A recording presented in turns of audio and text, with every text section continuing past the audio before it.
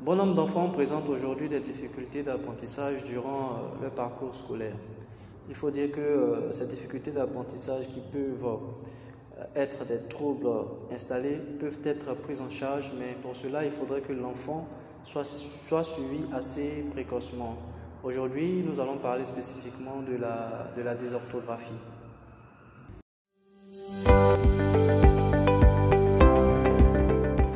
Bonjour, je suis Dr Niamke, neuropsycholinguiste, spécialiste des troubles du langage et des fonctions cognitives. Aujourd'hui, au cours de cette vidéo, nous allons échanger sur la dysorthographie qui est un trouble d'apprentissage. Donc, cette capsule se présentera sur deux points. D'abord, présenter ce que c'est que la dysorthographie et ensuite vous montrer les signes pour reconnaître un enfant qui présente une dysorthographie. La dysorthographie fait partie des troubles spécifiques des apprentissages. Alors, un enfant qui présente une dysorthographie a une certaine incapacité à écrire. Par ailleurs, il faut également dire que généralement chez un enfant dysorthographique, on remarque également une dyslexie parce que ce sont deux troubles qui peuvent être étroitement liés.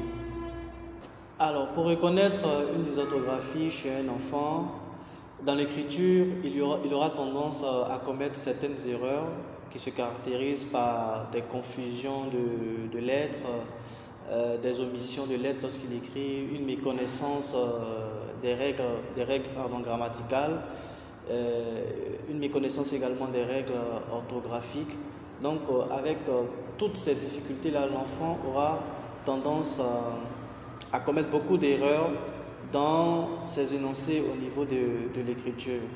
Donc, lorsque vous constatez toutes ces difficultés chez un enfant, après les cours préparatoires, lorsque vous constatez toutes ces difficultés chez un enfant, cela peut orienter vers une dysorthographie. Donc, si vous remarquez toutes ces difficultés que nous avons mentionnées tout à l'heure, il faut nécessairement rencontrer un spécialiste du langage, notamment un neuropsycholinguiste ou un orthophoniste, en vue d'effectuer un bilan pour confirmer ou infirmer si l'enfant présente une dysorthographie ou non.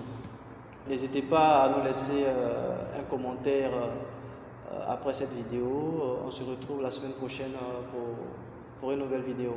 Alors, pour tout besoin, vous pouvez passer au cabinet Anatomy Group où nous pourrons effectuer un bilan du langage concernant tous les troubles spécifiques d'apprentissage.